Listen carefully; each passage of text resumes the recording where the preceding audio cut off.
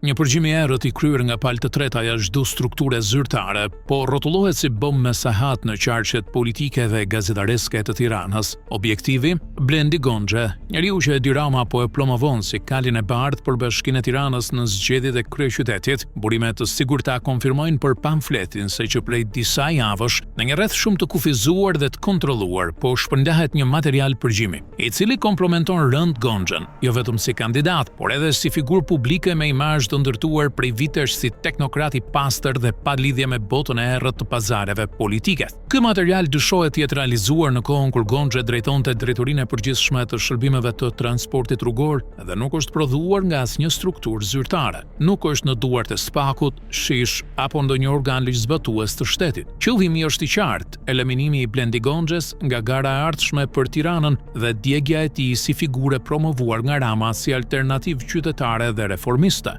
Nëse materiali del në dritë, ajo vetëm që i heq të drejtën morale për të garuar, por e rënon përfundimisht profilin e tij si njeri i ndershëm në një sistem të kalbur. Kryeministri është i informuar për ekzistencën e këtij përgjimi. Sipas burimeve pranë qeverisë, reagimi i parë i Ramës ka qenë i tronditur. Ai ka urdhëruar izolimin e informacionit, ka kërkuar heshtje totale dhe mbrojtje të plot për Gonxhen, duke e konsideruar këtë situatë një kërcënim serioz për planin politik që po ndërton. Por në realitet qarku i brendshëm i Partisë Socialiste po përvëlohet. Përgjimi ekziston dhe është bërë tema qendrore në çdo tryezë politike, çdo redaksi lajmesh dhe çdo darkë informale mes njerëzve me pushtet. Ai ka krijuar një klimë të tensionuar, ku frika nga publikimi dhe pasojat është më e fortë se çdo debat ndarje brenda partisë. Në këtë klimë lufte të brendshme, Erion Velia është praktikisht jashtëloje. Gonxhe është në zjarr, i kërcënuar në mënyrë direkte. Ndërkohë Ervin Hoxha, ministri i brendshëm, po shtyhet me forcë si plani B i Ramës për Tiranën, nëse Gonxhe digjet nga skandali që po fermentohet. Ndërkohë vetë Rama shfaqet si një figurë gjithnjë më izoluar dhe e lodhur, i rrethuar nga mosbesimi i braktisur nga pjesë të gardës që vetë ndërtoi, por sheh me sy të pafuqishëm rrëzimin e rendit të tij politik. Përballë një përgjimi që mund të shkatërrojë jo vetëm Gonxhen, por edhe planin strategjik të rilindjes në Tiranë. A ekziston vërtet ky përgjim?